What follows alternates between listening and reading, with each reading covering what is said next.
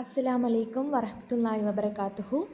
പ്രിയ വിദ്യാർത്ഥികളെ, എല്ലാവർക്കും ഈ വീഡിയോയിലേക്ക് സ്വാഗതം. മദ്രസയിൽ നിങ്ങൾ ഈ പാഠം പഠിച്ചിട്ടുണ്ടാകും. എന്നാൽ ക്ലാസ്സിൽ കേട്ട കാര്യങ്ങൾ ഒരിക്കൽ കൂടി ഓർമ്മപ്പെടുത്താനും പാഠത്തിലെ പ്രധാന ഭാഗങ്ങൾ കൂടുതൽ വ്യക്തമായി മനസ്സിലാക്കാനും പരീക്ഷകൾക്ക് നല്ല രീതിയിൽ തയ്യാറെടുക്കാനും ഈ വീഡിയോ നിങ്ങളെ സഹായിക്കും. പാഠപുസ്തകത്തിലെ വിഷയങ്ങൾ ലളിതമായ ഭാഷയിൽ വിശദീകരിക്കാനാണ് ഞാൻ ഈ വീഡിയോയിലൂടെ ശ്രമിക്കുന്നത്. അതിനാൽ വീഡിയോ മുഴുവൻ ശ്രദ്ധയോടെ കാണുക, പ്രധാന പോയിന്റുകൾ കുറിച്ചു വെക്കുക, നിങ്ങളുടെ സുഹൃത്തുക്കൾക്കും വീഡിയോ ഷെയർ ചെയ്യുക. ഇനി നമുക്ക് ഇന്നത്തെ പാഠത്തിലേക്ക് കടക്കാം. മദ്രസയിൽ നിങ്ങൾക്ക് ഉസ്താദ് നന്നായി പാഠഭാഗം വിശദീകരിച്ച് തന്നിട്ടുണ്ടാവാം. എന്നാലും ഒരിക്കൽ കൂടി നമ്മൾക്ക് ആ പാഠഭാഗം നോക്കിയാൽ മാത്രമേ അത് മനസ്സിൽ നന്നായി ഉറക്കുകയുള്ളൂ. അതുകൊണ്ടാണ് ഞാൻ ഈ വീഡിയോ ചെയ്യുന്നത്. അപ്പോൾ എല്ലാവരും ശ്രദ്ധിക്കുക. അസ്സലാമു അലൈക്കും. നമ്മുടെ 5ാം ക്ലാസ്സിലെ താരീഖിലെ 5ാമത്തെ പാഠമായ സമർപ്പിതരായ സഹാബികളാണ് ഇന്ന് നമ്മൾ എടുക്കുന്നത്.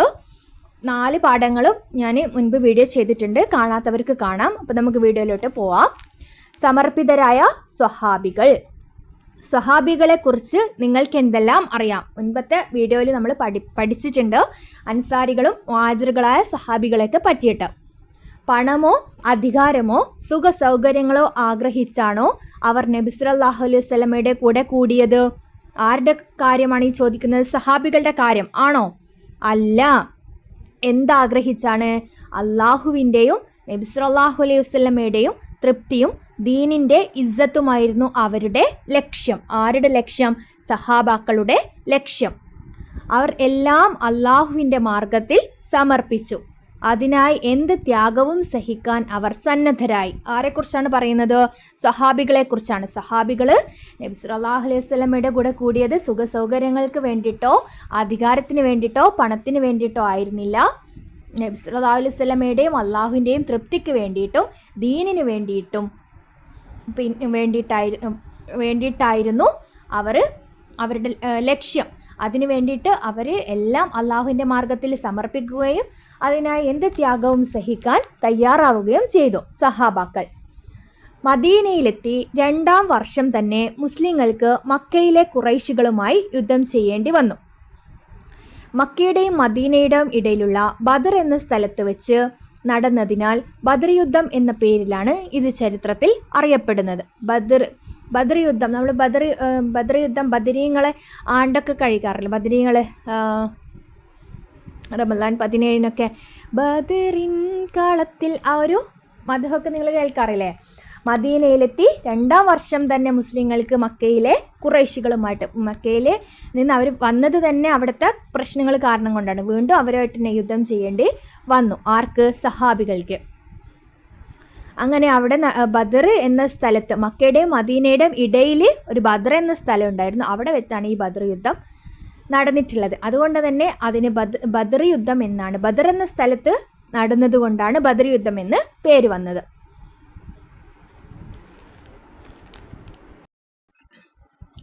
അങ്ങനെ ബദർ യുദ്ധം നടന്നു.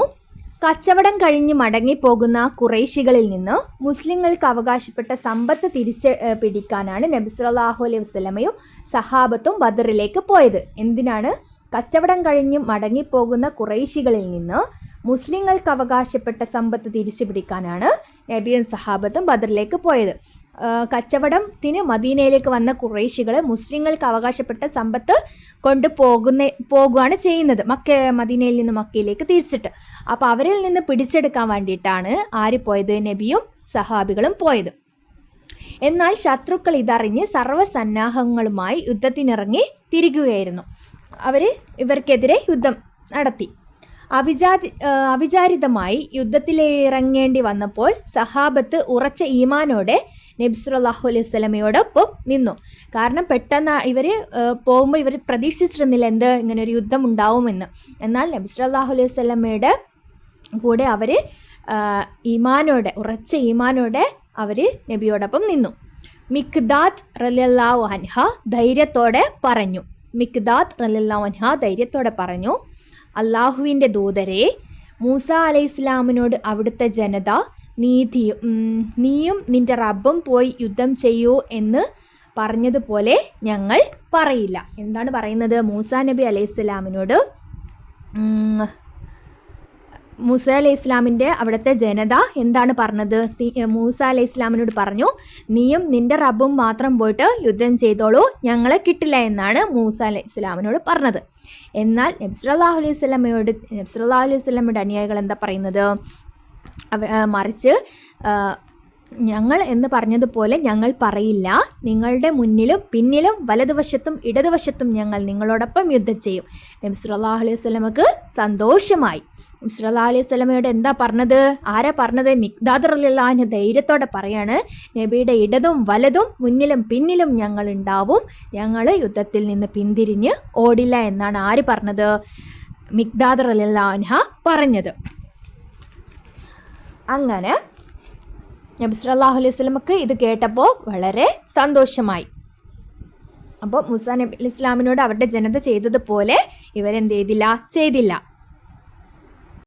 യുദ്ധത്തിന് മുമ്പ് നബി സല്ലല്ലാഹു അലൈഹി വസല്ലം അള്ളാഹുവിനോട് നടത്തിയ ദുആ പ്രസിദ്ധമാണ്. യുദ്ധത്തിന് മുമ്പ് നബി സല്ലല്ലാഹു അലൈഹി വസല്ലമ അള്ളാഹുവിനോട് നടത്തിയ ദുആ ആണ് ഇവിടെ താഴെ തന്നിട്ടുള്ളത്. അള്ളാഹുവേ, ഈ ചെറിയ സംഘത്തെ നീ നശിപ്പിച്ചാൽ നിനക്ക് ഇബാദത്ത് ചെയ്യാൻ ഭൂമിയിൽ ഒരാളും ഉണ്ടാകില്ല. അള്ളാഹുവേ, ഈ ചെറിയ സംഘത്തെ നീ നശിപ്പിച്ചാൽ നിനക്ക് ഇബാദത്ത് ചെയ്യാൻ ഭൂമിയിൽ ഒരാളും ഉണ്ടാകില്ല. അന്ത്യനാൾ വരെയുള്ള മുഴുവൻ മുസ്ലിങ്ങളുടെയും ഈമാനിൻ്റെ കാരണക്കാർ കൂടിയാണ് ബദരീങ്ങൾ. അപ്പോൾ അന്ത്യനാൾ വരെയുള്ള മുഴുവൻ മുസ്ലിങ്ങളുടെയും ഈമാനിൻ്റെ കാരണക്കാർ കൂടിയാണ് ബദരീങ്ങൾ. ബദർ യുദ്ധത്തിൽ പങ്കെടുത്ത സഹാബാക്കൾക്കാണ് ബദരീങ്ങൾ എന്ന് പറയുന്നത്. ശത്രുക്കളേക്കാൾ എണ്ണം കൊണ്ടും ആയുധം കൊണ്ടും വളരെ കുറവായിട്ടും ബദറിൽ മുസ്ലിങ്ങൾക്ക് അള്ളാഹു വലിയ വിജയം നൽകി. മറുവശത്ത് ഒരുപാട് ആൾക്കാർ ഉണ്ടായിരുന്നു. ശത്രുക്കൾ ഒരുപാട് ആൾക്കാർ, അവരുടെ ആയുധബലം കൊണ്ടും എല്ലാം കൊണ്ടും ഒരുപാട് ആൾക്കാരുണ്ടെങ്കിലും ബദർ യുദ്ധത്തിൽ ആര് വിജയിച്ചു? നബിയും സംഘവും വിജയിച്ചു. മലക്കുകളെ ഇറക്കി അള്ളാഹു മുസ്ലിങ്ങളെ സഹായിച്ചു. ഇനി ഇവിടെ ബദർ യുദ്ധത്തിൻ്റെ വിവരങ്ങൾ തന്നിട്ടുണ്ട് ഒരു പട്ടികയായിട്ട്. ഇതെന്തായാലും നിങ്ങൾ പഠിച്ചിരിക്കണം, തീർച്ചയായും പരീക്ഷയ്ക്ക് ചോദിക്കുന്നതായിരിക്കും. ബദർ യുദ്ധം നടന്ന തീയതി എപ്പോഴാണ്? ഹിജ്റ 2-ാം വർഷം റമളാൻ 17-നാണ് ബദർ യുദ്ധം നടന്നത്. എത്ര ആൾക്കാരുണ്ടായിരുന്നു? എണ്ണം 313 മുസ്ലിങ്ങളും ശത്രുക്കൾ 1000 പേരുമായിരുന്നു ഉണ്ടായിരുന്നത്. അപ്പോൾ തന്നെ നമുക്ക് മനസ്സിലാവും എത്രത്തോളം അധികം രണ്ടിരട്ടി ആളുകൾ ശത്രുക്കളുടെ ഭാഗത്തുനിന്ന് ഉണ്ടായിരുന്നു. ശുഹദാക്കൾ 14 സ്വഹാബികൾ. ശുഹദാക്കൾ എന്ന് പറഞ്ഞാൽ ആ ഒരു ബദർ യുദ്ധത്തിൽ മരണപ്പെട്ടു പോയ സഹാബികൾക്കാണ് ശുഹദാക്കൾ. ശുഹദാക്കൾ എന്ന് പറയുന്നത് ബദറിൽ കടത്തിൽ മരണപ്പെട്ട സഹാബികൾ 14 സഹാബികളാണ് ഷഹീദായിട്ടുള്ളത്. ശത്രുക്കളിൽ ആരൊക്കെയാണ് കൊല്ലപ്പെട്ടത്? 70 പേര് കൊല്ലപ്പെട്ടു. 70 പേര് തടവിലായി. തടവിലാക്കപ്പെട്ടവരിൽ ചിലർ പണം അടച്ചു മോചിതരായി. മറ്റുള്ളവർ 10 പേർക്ക് വീതം എഴുത്തും വായനയും പഠിപ്പിച്ചും മോചിതരായി. പിന്നെ ഫലം, മുസ്ലിങ്ങളുടെ മനോവീര്യം ഉയർന്നു, ഖുറൈശികളുടെ ശക്തി ചോർന്നു. മുസ്ലിങ്ങൾക്ക് ഈ വിജയം ദീനീ ദഅവത്തിന് കൂടുതൽ സഹായമാകുകയും ചെയ്തു. അങ്ങനെ ബദർ യുദ്ധത്തിൻ്റെ വിവരണങ്ങളാണ് ഇവിടെ തന്നിട്ടുള്ളത്. ഇനി നമുക്ക് ഇപ്പുറത്ത് ബദർ യുദ്ധം നടന്ന ഭൂമി, ഇവിടെ ചിത്രം നമുക്ക് അപ്പുറത്തെ പേജിൽ നമ്മൾക്ക് കാണാൻ വേണ്ടി സാധിക്കും. ഇതാണ് ബദർ യുദ്ധം നടന്ന ഭൂമി, മദീനയുടെ മക്കയിലെ ഇടയിലുള്ള ബദർ എന്ന സ്ഥലം. നമുക്ക് ഉത്തരം എഴുതാം. ഒന്നാമത്തെ ചോദ്യം, ബദറിൽ പങ്കെടുത്ത മുസ്ലിങ്ങളുടെ എണ്ണം എത്ര മുസ്ലിങ്ങളായിരുന്നു? 313 മുസ്ലിങ്ങളായിരുന്നു ഉണ്ടായിരുന്നത്.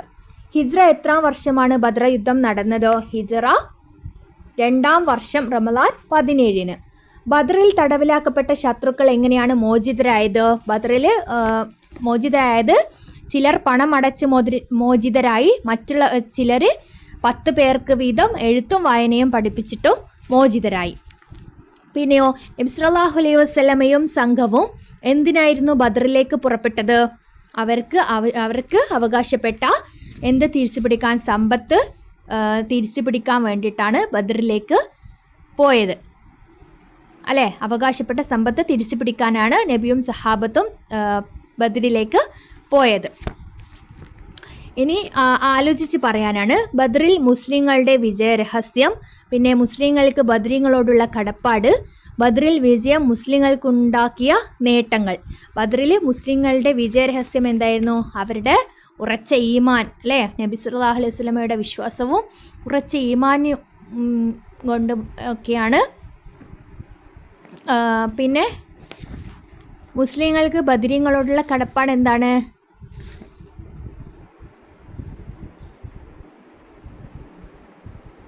അന്ത്യനാൾ വരെയുള്ള മുഴുവൻ മുസ്ലിങ്ങളുടെയും ഈമാനിൻ്റെ കാരണക്കാർ കൂടിയാണ് ആര്? ബദരീങ്ങൾ. അത് തന്നെയാണ് അവരോടുള്ള കടപ്പാടും.